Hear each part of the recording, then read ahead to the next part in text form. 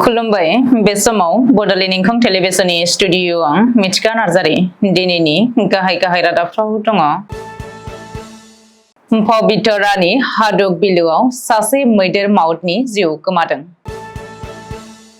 Helicopter जाब्रबथायाव जिउ गोमाबाय इराननि हादरगिरि इब्राहिम राइसी। उदालियाव ड्राग्सजों लोगोसे साथाम फालांगिरि हमजादों। गसाइगावआव फुड पयजनिं, नखरसेनिनो 5 सुबुङा गोब्राब हालोदाव। हायुङारि मानास हाग्रामायाव मैदेर साफारि आरो रिभार राफ्टिंआ समबारनिफ्राय बन्द जाबाय। गुबुन रायजोआव गोमादों सालबारि दुम्ब्रुगुरि गामिनि सासे लाइमोना। बागानपारायाव बाक्सा जिल्ला एबसुआ गुनगोनां फरायसाफोरखौ बरायदों।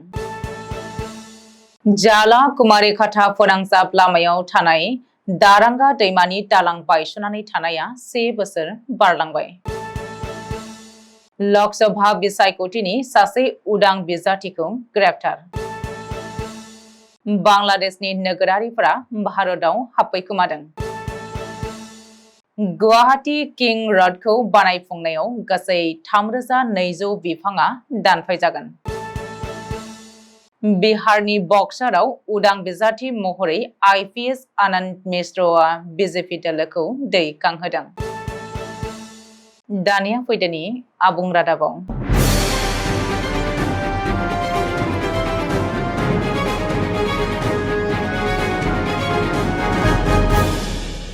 पवितरा वाइल्ड लाइफ सेंचुरीआव सासे मैदेर माउतनि जिउ गोमादों। रबिबारखालि बेलासियाव पवितरानि हादुक बिलोआव जादों बे जाथाया। पवितरायाव जिउ गोमानाय मैदेर माउतखौ प्रणब ज्योति देखा होनानै सिनायथिदों। मिथिनो हानाय बायदिब्ला जागिराव थानानै बेन्दोंआव थानाय नवहटिया गामिनि लाइमोन प्रणब ज्योति देखाया पवितरा वाइल्ड लाइफ सेंचुरीआव मृगराज मुंनि मैदेरनि माउतमोन। प्रणब ज्योति देखाया सिगां सानफोरनि बायदिनो रबिबारखालि गुबुन माउत लोगोफोरजों पवितरानि हादुक बिलोआव मैदेरखौ थुखैहैदोंमोन। बे समावनो मैदेर बिखुंनिफ्राय हरखाब गोग्लैयो आरो दैयाव गोदोनानै गोमालाङो। लोगो माउतफोरा लोगो दैयाव बारसोमनानै प्रणबखौ बोखांनो नाजादोंमोनब्लाबो 1 घन्टासो समनि उनावसो प्रणबनि गोथै सह'खौ बोखांनो हायो। बेनि उनाव प्रणबनि गोथै सह'खौ पस्टमर्टेम आनजाद खालामनो मरिगाव सिभिल हस्पिटालाव दैथायहरदों। रिपर्ट बायदिब्ला बोसोरसे सिगांसो प्रणब ज्योति देखाया साख्रियाव थिसनथाइ मोनदोंमोन। ओरैहाय प्रणबनि जिउ गोमानाय खौरांखौ मोननाय लोगो नखराव दुखुनि साया साग्लोबदों। हाग्रा बिफानाबो प्रणबनि हरखाब जिउ गोमानायाव दुखु फोरमायदों। गिख्रंथाव हेलिकप्टार जाब्रबथायाव जिउ गोमाबाय इराननि हादरगिरि इब्राहिम राइसी आरो बायजोआरि मन्थ्रि आमिर आब्दुल्लाहियान। इब्राहिम राइसीनि हेलिकप्टारा बोथोर गाज्रिनि थाखाय हाजोआव सौग्रावनानै जाब्रबथाय जादों। गंसे हेलिकप्टारावनो दावबायदोंमोन हादरगिरि इब्राहिम राइसी आरो बायजोआरि मन्थ्रि आमिर आब्दुल्लाहियाना। इरान आरो आजारबाइजाननि सिमना ओनसोलाव जादों बे गिख्रंथाव हेलिकप्टार जाब्रबथाया। रिपर्ट बायदिब्ला रबिबारखालि इब्राहिम राइसीआ मोनसे सोरखारि हाबाफारि लानानै आजारबाइजान थांदोंमोन।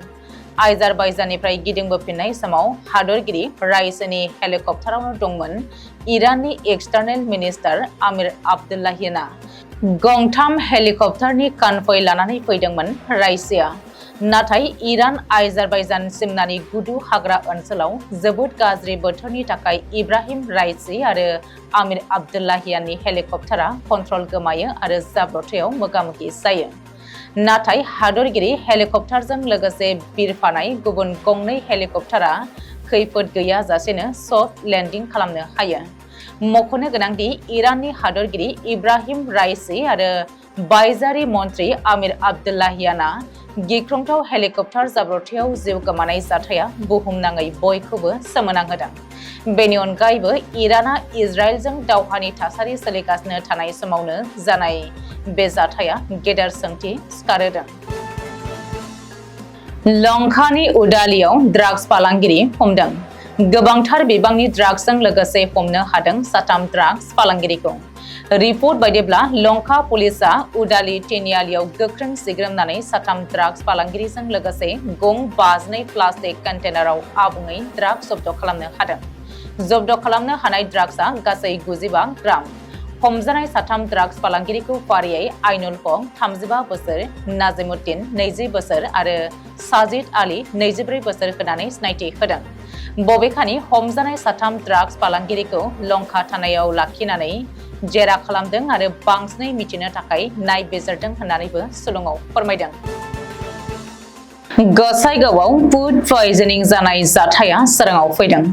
बिस गोनां आदार मोनजानानै नखरसेनिनो 7 सुबुङा गोब्राब हालोदाव। गसाइगावनि सट' गारजान गामियाव जादों बे जाथाया।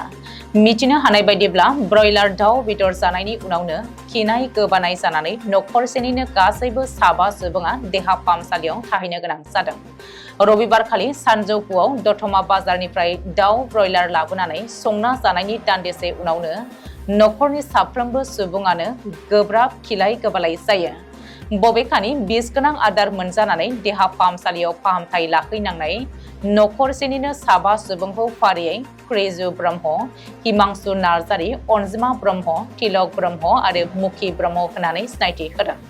सुलुङाव फोरमायथिनाय बायदिब्ला फुड पयजनिं जानाय 4 सुबुङा एसे गाहामाव फैफिनबायब्लाबो क्रेजु ब्रह्मआ दासिमबो गसाइगाव आर.एन.बि देहा फाहामसालियाव फाहामथाय लागासिनो दं होननानै सुलुङाव फोरमायदों। मुलुग दोरोङारि नेरसोन थावनि हायुङारि मानास हाग्रामायाव हादरारि गुबुन हादरारि दावबायारिफोरनि थाखाय मैदेर साफारि आरो रिभार राफ्टिंआ बन्द थागोन। 2023-2024 मायथाइनि थाखाय हायुङारि मानास हाग्रामायाव बन्द जागोन मैदेर साफारि आरो रिभार राफ्टिं। फारसेथिं फैगौ 5 जुननिफ्राय बन्द खालामनाय जागोन जिप साफारि। गाज्रि बोथोरनि थाखाय बोसोरफ्रोमबो 3 दाननि थाखाय बन्द लाखिनाय जायो हायुङारि मानास हाग्रामानि हाबग्रा दरखंखौ। मख'नो गोनांदि देग्लाय हायुङारि मानास हाग्रामायाव 46,000 हादरारि दावबायारि आरो 1,600 गुबुन हादरनि दावबायारिया दावबायदों हायुङारि मानास हाग्रामायाव। 2023-2024 मायथाइयाव हायुङारि हाग्रामानि बिबानगिरिया 1,20,20,000,000 रां खाजोना मोनदों। थिग बेबायदिनो हायुङारि हाग्रामायाव जिब जुनारनि अनजिमायाबो बारायदों। हायुङारि हाग्रामानि बासबारि, भुनाफारा, पानबारि आरो कुक्लुं हाग्रा ओनसोलाव मोसा, मैदेर, गान्दा, मेथनजों लोगोसे गुबुन गुबुन रोखोमनि जिब जुनारफोरखौ नायनानै गोसो बोनो हादों हादरारि गुबुन हादरारि दावबायारिफोरखौ। बे बाथ्राखौ मिथिहोदों बाहाबारि रेन्जनि मावख'नि रेन्जार बारिन कुमार बर'आ। केरेलानि त्रिशूल आरो आलुभा स्टेशननि गेजेरनिफ्राय गोमादों बाक्सानि दुम्ब्रुगुरि गामिनि खरगेश्वर नाथआ। बुधबारखालि 2 लोगोजों लोगोसे न'निफ्राय खामानि मावनो होननानै ओंखारलांदोंमोन केरेलानि कन्याकुमारियाव। नाथाय थांखिसिम मोनहैयैयावनो सनिबारखालि गोमानायनि खौरां। बे जाथायनि बागै 2 लोगोआ नखरनो मिथिहोहरनायाव हालाय हाफाय जानांदों नखरजों लोगोसे गामियारिफोरनि गेजेराव। खरगेश्वरजों लोगोसे केरेलायाव खामानि मावनो थांनाय 2 लोगोआ मिथिहोनाय बायदिब्ला खारबाय थानाय रेलनि सिङाव हासुनो थांनायनिफ्रायनो गोमादोंमोन खरगेश्वरा। बे समाव जाथायनि बागै नखरनि सुबुंफोरा पुलिसजों लोगोसे रेलवे पुलिसनो खौरां हैदोंमोनब्लाबो जेबो मुलाम्फा जायाखै। बेनिखायनो सोरबाफोर खरगेश्वर नाथनि खौरां मोनोब्ला 9395237410 जानबुं नम्बराव एबा जायगानि पुलिसनो खौरां हरनो खावलायदों नखरा। बाक्सा जिल्लानि बेन्दोंआव थानाय बागानपारायाव बे बोसोरनि बर' बिजोंजों मेट्रिक आनजादाव उथ्रिसारनाय आरो हायार सेकेन्डारि आनजादाव उथ्रिसारनाय टप 10 मासि आवग्रिनाय फरायसाफोरखौ थुलुंगाखां होनाय थांखिजों बरायनायजों लोगोसे मान बावदों।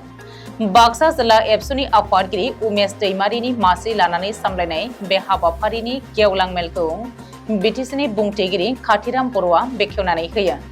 बाक्सा जिल्ला एबसुनि टप 10 मासियाव उथ्रिसारनाय फरायसाफोरखौ बरायनाय हाबाफारियाव मिरु एबसुनि आफादगिरि दिपेन बर'आ गाहाय आलासि महरै बाहागो लानानै बुंथियो दि फरायनायनि बिथिङाव जेबो रोखोमनि सुंद' लामा गैया। गुनगोनां सोलोंथाइ लानो थाखाय फरायसाफ्रा गोब्राब नाजाथाबनानै फरायथारनो नांगोन। माहारिबादखौ जौगाखांहोनो थाखाय सोलोंथाइनि फारसे गोसो होथारनो नांगोन होननानै मिरु एबसुनि आफादगिरि दिपेन बर'आ बुंथियो। बिटिआर गोरोबथानि दफा बायदियै पेन्सार गुदि फरायसालि, गेजेर फरायसालि, गोजौ आरो जौसिन फरायसालिफोरखौ सोरखारि खालामनो थाखाय एबसुनिफ्राय दाबि दैखांनाया अरायबो दङ। बर' भेन्सार फरायसालिफोरनि थासारिया दाबो मोजां नंजोबा। बेनिखायनो जुनियायै जोथोन लानानै थाखो खथानि बिल्डिं लुफामनाय, फोरोंगिरिफोरनो बेथन होनाय, बिजाब थि समाव फरायसाफोरनो राननानै होनायनि गेजेरजों गोख्रों खालामनांगोन होननानै दाबि दैखाङो। बिसायख'थिनि कड अफ कन्डाक्टआ जोबनायनि उनाव आसाम सरकार सोलोंथाइ बिफानजों फिन सावरायनानै गोरोबथानि 6.3 दफाया जाहाथे गोख्रोङै मावफुंजायो बेनि थाखाय एबसुआ खामानि मावगोन होननानै मिरु एबसुनि आफादगिरि दिपेन बर'आ बुंथियो। बाक्सा जिल्लानि बेन्दोंआव बर' बिजों आयदाजों मेट्रिक आरो हायार सेकेन्डारि आनजादाव टप 10 मासियाव उथ्रिसारनाय फरायसाफोरखौ बरायनाय हाबाफारियाव आसामनि केबिनेट मन्त्रि इउजि ब्रह्म, तामुलपुर बिधान सभा बियाबनि एमएलए जयेन दैमारी, मिरु आसुनि अर्गानाइजिं नेहाथारि कंकन ज्योति शर्मा, एकाउन्टेन्ट अफिसार तुतुमनि मोसाहारि बिथांमोनजों लोगोसे गोबां आलासिफ्रा बाहागो लादोंमोन। जाला कुमारिखाटा फोनांजाब लामायाव थानाय दारांगा दैमानि दालां बायस'नानै थानाया 1 बोसोर बारलांबाय। थांनाय 2023 मायथाइनि दैज्लां बोथोराव थाद'नाय गैयै जुब जुब अखा हानायाव दैबानाजों बायस'नानै थादोंमोन कुमारिखाटानिफ्राय जाला फोनांजाब लामानि गेजेराव थानाय दारांगा दैमानि दालाङा। दालां बायस'नाय समनिफ्रायनो जेंनाजों मोगा-मोगि जाबोनांदों फरायसालिसिम थांलाय फैलाय खालामग्रा फरायसा फरायसुलिनिफ्राय लानानै बेफार फालांगि हान्था-मेला खालामग्रा साधारन सुबुंफ्रा।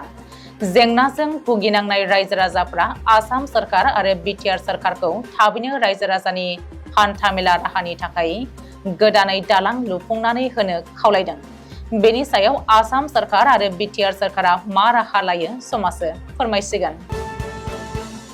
नगाव जिल्लानि जुरिया ओनसोलनि सासे फालांगिरि आब्बो सामाया नगाव बियाबनि जानानै लकसभा बिसायख'थियाव उदां बिजाथि महरै बिसायख'थि गेलेदोंमोन। मिथिनो हानाय बायदिब्ला सासे आइजोखौ जिनाहारि खालामनानै ब्लेकमेल खालामनायनि जाहोनाव रबिबारखालि आब्बो सामायाखौ ग्रेप्तार खालामनाय जायो। सुलुङाव फोरमायथिनाय बायदिब्ला आब्बो सामाखौ सासे आइजोआ दायनिगिरि महरै कमप्लेन लिरनानै पुलिसनो गथायनायनि उनाव जिनाहारि खालामनायजों लोगोसेनो बुग्लि देहायारि साजा खालामनायनिबो भिडिअ'आ गोसारलादोंमोन होननानै मिथिनो हानाय जादों। बेनि अनगायैबो दायनिगिरिया आइजोखौ पुलिस एबा बिजोंनि गेजेरजों फोरमायनो नाजायोब्ला हुमखि होनाय आरो रां दाबि जानाय माखासे गाज्रि जाथाया सोराङाव फैदों। बबेखानि आइजोआ सिरि नगावनि जुरिया पुलिसजों जगाजग खालामनानै गावनि सायाव उदखार खालामनायनि बेरेखायै एजार होनाय जादोंमोन। बे जाथायनि सायाव नायबिजिरनो पुलिसआ आखायाव लाबाय होननानै मिथिहोदों। बांलादेशनि चिटागं हाजोआरि ओनसोलनिफ्राय गासै सा 65निबो बांसिन बाम थागिरिफ्रा जानाय आदार आरो थाग्रा खुलिनि आंखाल जानायनि थाखाय रबिबारखालि हादरनाङारि सिमा बारबोनानै मिजोराम रायजोआव हाबफैखोमादोंमोन। स्रोदै हाबफैखोमानाय बाम थागिरिफ्रा दासान्दि खोला मिजोरामनि लांथलाई जिल्लानि बाथुआमपुई गामियाव थाफैनायाव गामिनि सुबुंफ्रा थानो आरो जानो थाखाय आदार गथायना होदों होननानै मिथिनो हादों। सुलुङाव फोरमायथिनाय बायदिब्ला बिसोरनि गेजेराव गासै सा 24 हौवासा, सा 17आ आइजो आरो बेनिनो सा 14आ हौवा गथ'सा आरो सा 10आ आइजोजों लोगोसेनो बिसोरनि गथ'साफोर। बिसोरनि गेजेराव थानाय बांसिन सुबुंफ्रानो माखासे बेमारफोरजों भुगिनांनाय होननानै मिथिनो मोनबावदों। बबेखानि म्यानमारनि नोगोरारिफोरनि अनगायैबो गोबां न' बां गैजायैफोरा बांलादेश सान्थ्रि कुकी चीन सान्थ्रिफोरनि गेजेरजों सौसिबोनानै हाबफैनायजों लोगोसेनो बांलादेशनि चिटागं हाजोआरि ओनसोलनि गोबां थागिरिफोरा आगु समफ्राव मिजोराम रायजोआव हाबफैखांबायमोन। गुवाहाटी नोगोरमानि खानापारानिफ्राय जरापात जानानै सनापुरनि चन्द्रपुरसिम गोदानै किं रड बानायफुंनो सरकारा थांखि लादों। बेनि थाखाय प्रजेक्टखौ गनायथि होबाय। नाथाय आबहावायारि बिथिङाव जोबोद गाज्रि गोहोम गोग्लैनो हागौ होननानै गोबाङानो गिनाय फैदों। मानो होनोब्ला बे प्रजेक्टखौ मावफुंनो थांनायाव गासै 3200 गेदेर फिसा बिफांफोरा दानफायजागोन। बेनिनो 450 दंफांफोरा आमसां वाइल्ड लाइफ सेंचुरीनि सिङाव गोग्लैयो। लोगोसेनो 7.12 हेक्टर फरेस्टनि हाया थांगोन आरो 44.60 हेक्टर हाया आमसां वाइल्ड लाइफ सेंचुरीनिफ्राय गोमालांगोन होननानै मिथिहोदों। ब्रैथि खोलोबाव जानो गोनां 2024 नि लकसभा बिसायख'थियाव आगु आईपीएस अफिसार आनन्द मिश्रआ बिहारनि बक्सार एचपीसी निफ्राय उदां बिजाथि महरै गसंनायाव बीजेपी दोलोखौ दै कांहोदों, जायनि जाहोनाव आसामनि गिबि मन्थ्रि डक्टर हिमन्त बिश्व शर्माया बीजेपी दोलोनि स्टार केम्पेइनार महरै बिसायख'थियारि फोसावदों मेलाव बाहागो लानाय समाव आईपीएस आनन्द मिश्रखौ जिरायनानै थानो खावलायदों आरो आसामाव आईपीएस महरै साख्रि मावफैफिनोब्ला खामानि होफिनगोन होननानै खोथा होदों। मख'नो गोनांदि आईपीएस अफिसार आनन्द मिश्रआ आसाम केडारनि आईपीएस अफिसार महरै खामानि मावदोंमोन आरो लखिमपुर जिल्लानि एसपी महरै खामानि मावबाय थादोंमोन। थांनाय 2023 मायथाइनि नभेम्बर दानाव बिबान एंगारनानै बिहाराव थांफिनदोंमोन। दिनैनि रादाबा एसेनोसै, गोजोन्थों।